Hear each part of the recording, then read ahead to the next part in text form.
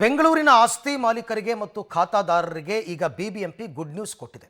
21 ಲಕ್ಷ ಖಾತೆಗಳನ್ನು ಡಿಜಿಟಲೀಕರಣ ಮಾಡಿ GPS ಅನ್ನು ಆ್ಯಡ್ ಮಾಡ್ತಾರಂತೆ. ಹಾಗಾದರೆ ಈ ಡಿಜಿಟಲೀಕರಣ ಮಾಡೋದಕ್ಕೆ ನಾವು ಏನೇನು ದಾಖಲೆಗಳನ್ನ ಇಟ್ಕೋಬೇಕು, ಇದರಿಂದ ಏನು ಉಪಯೋಗ ಅಂತ ನೀವೇ ನೋಡಿ.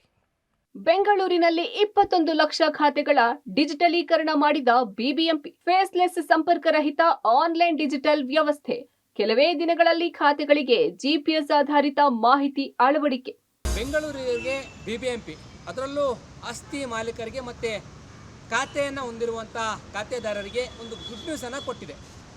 ಏನು ಅದು ಗುಡ್ ನ್ಯೂಸ್ ಮತ್ತು ಹೇಗೆ ಆ ಒಂದು ಆದೇಶವನ್ನು ಬಿಬಿಎಂಪಿ ನಿಯಮವನ್ನು ಅಳವಡಿಸ್ಕೊಳ್ಬೇಕು ಅನ್ನೋದ್ರ ಬಗ್ಗೆ ತಿಳಿಸ್ಕೊಡ್ತೀನಿ ನಾನು.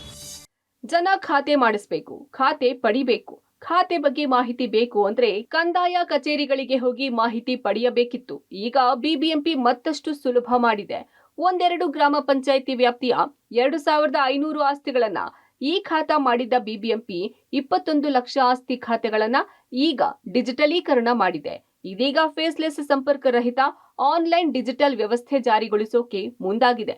ಇನ್ನೇನು ಕೆಲವೇ ದಿನಗಳಲ್ಲಿ GPS ಆಧಾರಿತ ಮಾಹಿತಿಯನ್ನು ಪಡೆದು ಅದನ್ನ ಡಿಜಿಟಲೀಕರಣಗೊಳಿಸಲಿದೆ. ಇನ್ನು ಬಿಬಿಎಂಪಿ ರಿಜಿಸ್ಟರ್ಗಳಲ್ಲಿನ 21 ಲಕ್ಷ ಖಾತೆಗಳನ್ನ ಡಿಜಿಟಲೀಕರಣಗೊಳಿಸಲಾಗಿದೆ. ರೋಲ್ಔಟ್ ಶೀಘ್ರದಲ್ಲೇ ಬಿಡುಗಡೆ ಮಾಡಲಿದೆ. ಆಗ ಜನ ತಮ್ಮ ಖಾತಾ ಡಿಜಿಟಲೀಕರಣ ಆಗಿರೋದನ್ನ ಸರಿಪಡಿಸಿಕೊಳ್ಳಬಹುದಾಗಿದೆ. ಮುಂದಿನ ದಿನಗಳಲ್ಲಿ ಬಿಬಿಎಂಪಿಯ ಸಿಬ್ಬಂದಿ ನಿಮ್ಮ ಮನೆಗಳಿಗೆ ಭೇಟಿ ನೀಡಿ ನಿಮ್ಮ ಆಸ್ತಿಯ GPS ಮಾಹಿತಿಯನ್ನು ಸೆರೆ ಹಿಡಿಯುತ್ತಾರೆ. ಪಾಲಿಕೆಯ ಈ ಖಾತಾ ಪಡೆಯೋಕೆ ಪ್ರತಿ ಆಸ್ತಿಯ GPS ಕಡ್ಡಾಯವಾಗಿದೆ. ಸದರಿ ಪ್ರಾಪರ್ಟಿ GPS ನಿಮ್ಮ ಆಸ್ತಿಯ ವಿಶಿಷ್ಟ ಗುರುತು ಆಗಿರುತ್ತದೆ. ಎಲ್ಲಾ ಬಿಬಿಎಂಪಿಯ ಈ ಖಾತಾ ಸೇವೆಗಳ ಫೇಸ್ಲೆಸ್ ಸಂಪರ್ಕರಹಿತ ಮತ್ತು ಆನ್ಲೈನ್ ವಿತರಣೆಗೆ ಇದು ಬಹಳ ಮುಖ್ಯವಾಗಿರುತ್ತದೆ. ಈಗಾಗಲೇ 21 ಲಕ್ಷ ಖಾತೆಗಳನ್ನ ಡಿಜಿಟಲೀಕರಣವನ್ನ ಮಾಡಿರುವಂಥದ್ದು. ಜೊತೆಗೆ ಫೇಸ್ಲೆಸ್ ಅಂತಂದ್ರೆ ಜನ ಮನೆ ಒಳಗಡೆ ಕೂತ್ಕೊಂಡು ಈ ಒಂದು ವೆಬ್ಸೈಟ್ಗೆ ಹೋಗಿ ಖಾತೆಯನ್ನು ಡೌನ್ಲೋಡ್ ಮಾಡ್ಕೊಳ್ಬಹುದು. ನೇರವಾಗಿ ARO ಕಚೇರಿಗಳಿಗೆ, ಕಂದಾಯ ಇಲಾಖೆಗಳಿಗೆ ಮತ್ತು ಬಿಬಿಎಂಪಿಯ ಕಂದಾಯ ಇಲಾಖೆ ಕಚೇರಿಗಳಿಗೆ ಹೋಗಿ ಖಾತೆಯನ್ನು ಪಡಿಬೇಕಾಗಿತ್ತು. ಆದರೆ ಅದನ್ನು ಫೇಸ್ಲೆಸ್ ಮಾಡಿ ನಾವೇನಾದರೂ ರಿಜಿಸ್ಟ್ರೇಷನನ್ನು ಮಾಡ್ಕೊಂಡಿದ್ರೆ, ಡಿಜಿಟಲೀಕರಣ ಈಗಾಗಲೇ ಆಗಿದ್ದರೆ ಅಂತಹ ಖಾತೆಗಳನ್ನು ನಾವು ಮನೆಯಲ್ಲೇ ಕೂತ್ಕೊಂಡು ಡೌನ್ಲೋಡನ್ನು ಮಾಡ್ಕೊಳ್ಬಹುದಾಗಿದೆ. ಆ ರೀತಿಯಾದಂಥ ಒಂದು ವ್ಯವಸ್ಥೆಯನ್ನು ಈಗ ಬಿಬಿಎಂಪಿ ಮಾಡ್ತಾ ಇರುವಂಥದ್ದು. ಇದರ ಜೊತೆಗೆ ತಮ್ಮ ಖಾತೆಗಳನ್ನು GPS ಅನ್ನು ಮಾಡಲಿಕ್ಕೆ ಹೊರಟಿರುವಂಥದ್ದು. GPS ಅಂತಂದರೆ ಈಗೇನು ಖಾತೆ ಡಿಜಿಟಲೀಕರಣ ಆಗಿದೆ ಅದರ ರೋಲ್ಔಟನ್ನು ಶೀಘ್ರದಲ್ಲೇ ಬಿಡ್ತಾರೆ.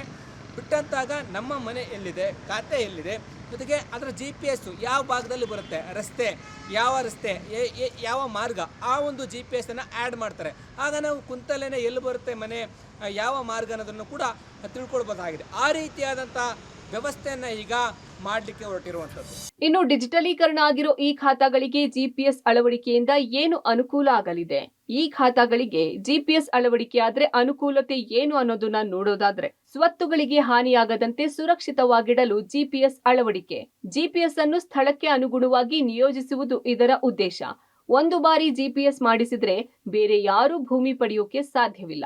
ಬಿಬಿಎಂಪಿ ಬಳಿ ಸ್ವತ್ತುಗಳ ಪಟ್ಟಿ ಇದ್ದು ಸದರಿ ಸ್ವತ್ತುಗಳ ಸ್ಥಳ, ನಕ್ಷೆ ಇರುವುದಿಲ್ಲ.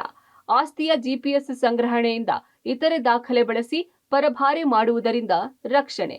ಬಹುಮಹಡಿ ಫ್ಲಾಟ್ಗಳು ಒಂದೇ ರೀತಿಯ GPS ಹೊಂದಿರುತ್ತದೆ. ಫ್ಲಾಟ್ ಸಂಖ್ಯೆ, ಇತರ ವಿವರಗಳನ್ನ ಪಾಲಿಕೆ ದಾಖಲಿಸುವುದರಿಂದ ಆಸ್ತಿಯನ್ನ ಗುರುತಿಸಬಹುದು. ಇದು ಸುರಕ್ಷಿತ ಮತ್ತು ಸಂರಕ್ಷಿತ ಆಸ್ತಿ. ಭೂ ದಾಖಲೆಗಳ ಮೂಲಭೂತ ಬಿಲ್ಡಿಂಗ್ ಬ್ಲಾಕ್ ಆಗಿದೆ. ಬಿಬಿಎಂಪಿ 21 ಲಕ್ಷ ಆಸ್ತಿ ಖಾತಾಗಳಿಗೆ ಡಿಜಿಟಲೀಕರಣ ಮಾಡಿ GPS ಅಳವಡಿಕೆ ಮಾಡ್ತಿದೆ. ರೂಲ್ಔಟ್ ಬಿಡುಗಡೆ ಆದ ಬಳಿಕ ಖಾತಾ ಡಿಜಿಟಲೀಕರಣ ಆಗಿದ್ಯಾ ಇಲ್ವಾ ಅಂತ ಜನ ಪರಿಶೀಲನೆ ಮಾಡಿ ಕಂದಾಯ ಕಚೇರಿಗಳಿಗೆ ತೆರಳಿ ಈ ಖಾತಾ ಮಾಡಿಕೊಳ್ಳಬಹುದು. GPS ಅಳವಡಿಕೆ ಮಾಡ್ತೇವೆ ಅಂದಿದ್ದು GPS ಅಳವಡಿಕೆ ಕಾರ್ಯ ಯಾವಾಗ ಆರಂಭ ಆಗುತ್ತೆ ಅಂತ ಕಾದು ನೋಡಬೇಕಿದೆ.